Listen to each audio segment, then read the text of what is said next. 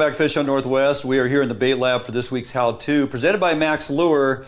And with that, I want to just get right into this. We got a lot of information to cover here. As I mentioned, I got 4 different rods rigged here for various reasons. So real quick, as a reminder, a couple weeks ago, I went into detail and actually rigged from start to finish a vertical presentation, bobber and egg fishing for Chinook. One of my favorite things to do. And again, this is a 10.5 foot rod, 10 to 20. Got an ice-sized bait caster, level line reel on here. It's got a 22-pound drag, ideal for Chinook fishing, okay? So again, for this vertical presentation, let me just pull this out here. I'm running a top shot, if I can get that float down here. I'm running a top shot on top of my braid.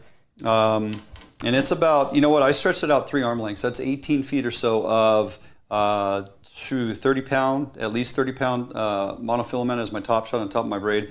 Anyway, vertical presentation, you know, 1 ounce float. I have my indicator cheater or corky on top of here so I can tell when my float maxes out. I run my 1 ounce float. I'm using an inline Bomac weight, 3/4 ounce weight, 5/8 to 3/4 ounce, depending on how big a glob of eggs you're putting on there. And then I have my little midpoint inline sinker on my leader. Remember, you have to, in most regulations, keep 12 inches above your hook with your inline weight. This is a vertical presentation for me. The bait, ideally, is suspended a foot or 2 off the bottom once I get everything set and understand the depth of my the hole I'm fishing, and that is vertically traveling through the water column. The float is nice and straight up and down. It's not dragging or leaning in either direction, because that would indicate we're dragging on the bottom, of which we don't want to do. Vertical presentation means suspended bait off the bottom, okay? So when do I use, well, I use that ideally if I'm fishing an area and I understand or have figured out the overall depth of the hole I'm fishing. If it's pretty consistent and I can set that stopper at 6 or 8 feet and I go through there drift after drift and it's not dragging bottom, and I know because I did hit bottom at some point, I'm merely a couple feet above the bottom and I'm doing these free drifts and everything is just flowing easily. There's no changes in the area I'm fishing.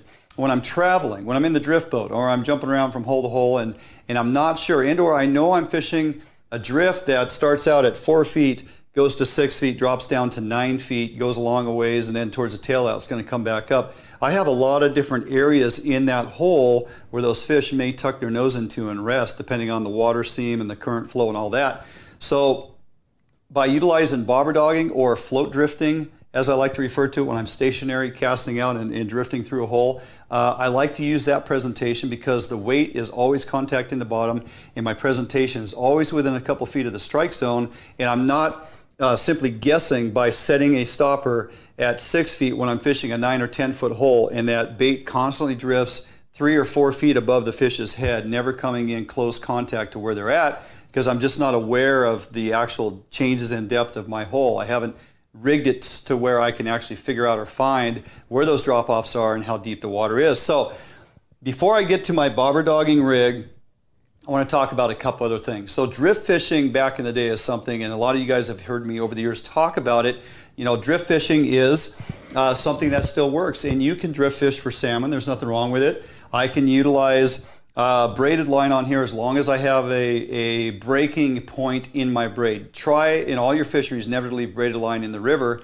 Monofilament will break, and over time, of course it takes years, but it will deteriorate and break down. Braid is in the river for a very long time. So I will rig my drift fishing rods with about 18 to 20 foot of monofilament on the top as a shock absorber and as a breaking point. I will bring that down to a 2-way snap swivel that I hang my weight on. And even for drift fishing nowadays, I'm a lot of times simply using my stick leads. I have various sizes here, and or you can cut them in half. They're eyed at either end that you can clip onto your swivels. And you can get those in 2, 3, 4, 5, and 6 inch lengths, of which indicates, you know, different weights that you'll utilize when drift fishing. And so you figure out which weight is appropriate, so you're just barely tapping bottom every so often to keep it down in contact in the drift, and you're drift fishing. And you know, again, this is a 18 to 20 inch leader. I never go more than 24 inch leader at the most, especially with salmon.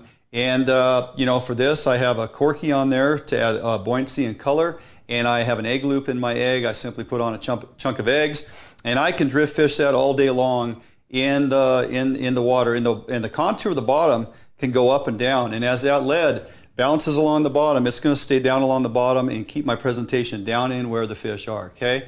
You have to develop a knack for understanding if it's bottom tapping or if it's actually a fish starting to bite and take your presentation. Reel down your slack and learn to set the hook.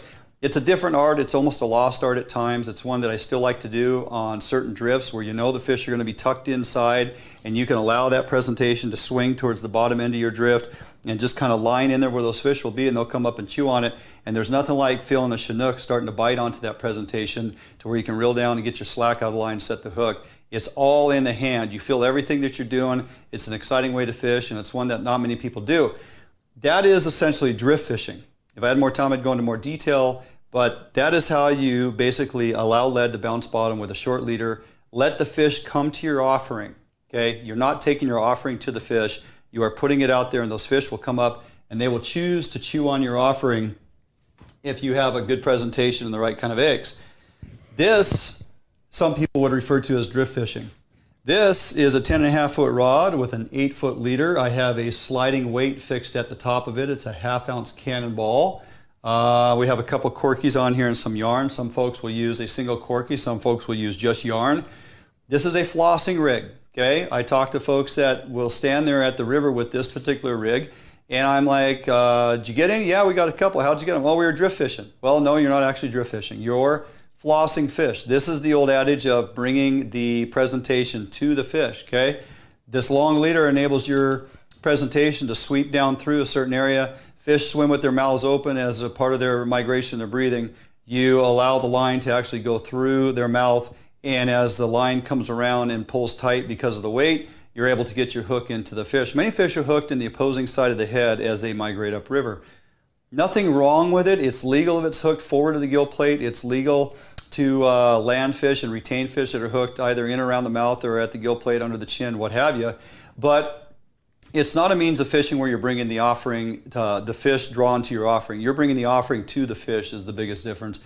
I'm not a 100% purist. I'd be lying if I said I've never flossed. If you have lived around here and grown up on the Puyallup River, this time of year it's so muddy brown, and on those pink years, you know, everybody's out there flossing, and it can be a lot of fun. You can hang out with a bunch of your buddies. You can catch humpies. You can catch coho. You can catch kings. Everybody's having a good time.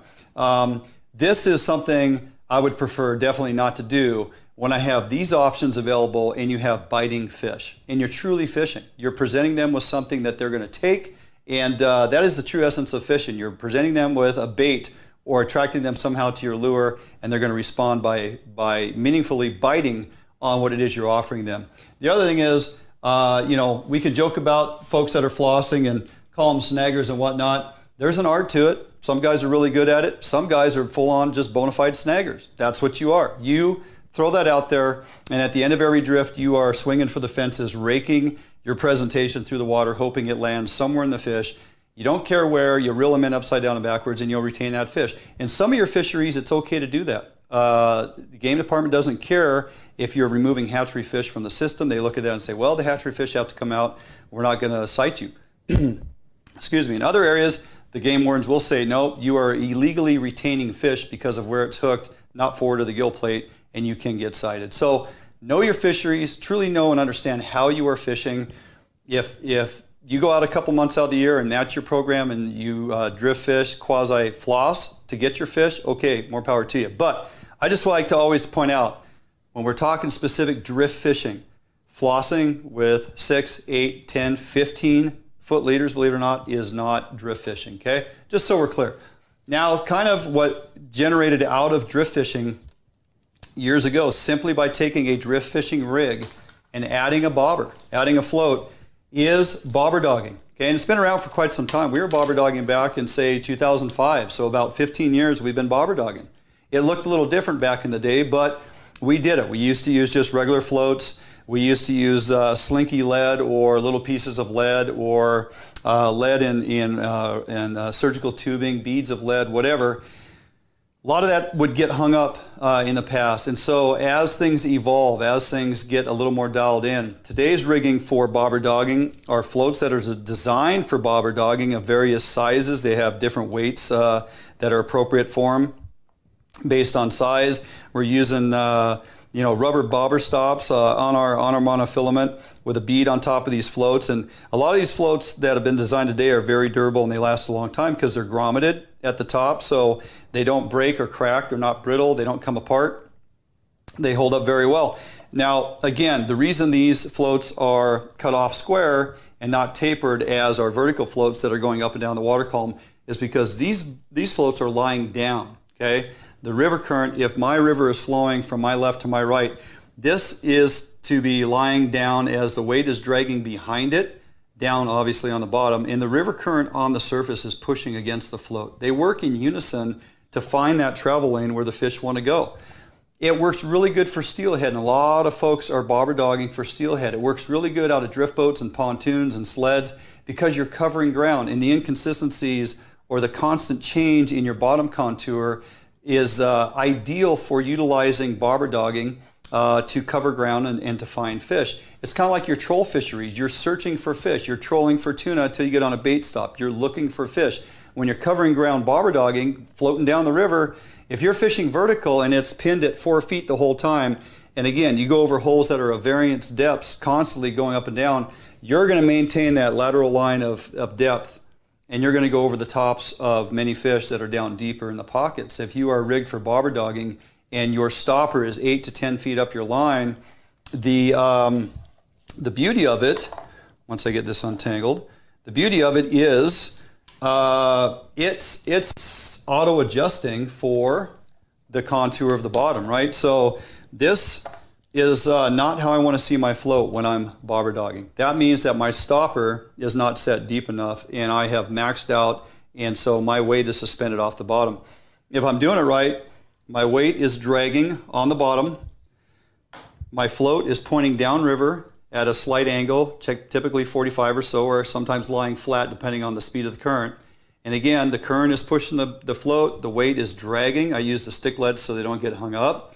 And I'm purposefully dragging that weight, which allows my presentation of bait or eggs or whatever to be within a couple feet of the bottom, depending on the length of my leader. And it's always fishing. If the bottom goes a little deeper, then this simply pendulums up. Okay, because this distance doesn't change wherever I set my stopper. Let's say this is 10 feet. As this is dragging and it goes deeper, if it's 8 feet, my bobber and line angle is probably about there. If it's 4 feet deep, then it's going to lay out more laterally. Still going to do the same thing. I just have more line lying laterally in the water column than I do vertical. Okay, but it always travels through the water column, making or keeping contact with the bottom and the float pushing on the top of the water column. So it works great to find fish.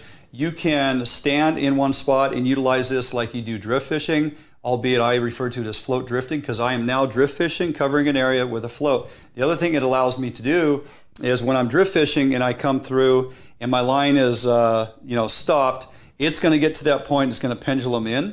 It's actually going to just swing in to the shoreline. With this float setup, bobber-dogging or float drifting, I can release line out, whether it's with a level wind or a spinning reel, and I can allow more line at the float, which will continue to extend my drift downriver. And I can cover a great amount of water utilizing a bobber-dogging setup by starting out fishing inside to out. So I'll do a drift, I'll throw out a few more feet further, a few more feet further, a few more feet further. I'll come through that multiple times. I'll extend my drift and let it go on down to see if there's anything down there. I'll reel up and walk down and I'll start covering that ground again. So it enables you to cover ground below you much further than on the swing with a drift fishing setup. It enables you to fish out in front of the drift boat in certain conditions, especially in low clear water. It allows you to have your presentation out in front of you before you get the boat down there and scare the fish out of the way. So it's really nice in that regard. You can fish water before you get to it. It has a lot of advantages. The other thing is it works as a great strike indicator if you're fairly new to fishing, haven't really picked up the knack for drift fishing. The vertical presentation works, but not all the time for you because of the adjustability. It can be complicated at times because you move around a lot and you just aren't familiar with all the depths of the holes. So this will basically teach you how to judge depth of river. It'll help you cover water and it will help you extend your drift and allow you to fish out in front. All those things I mentioned.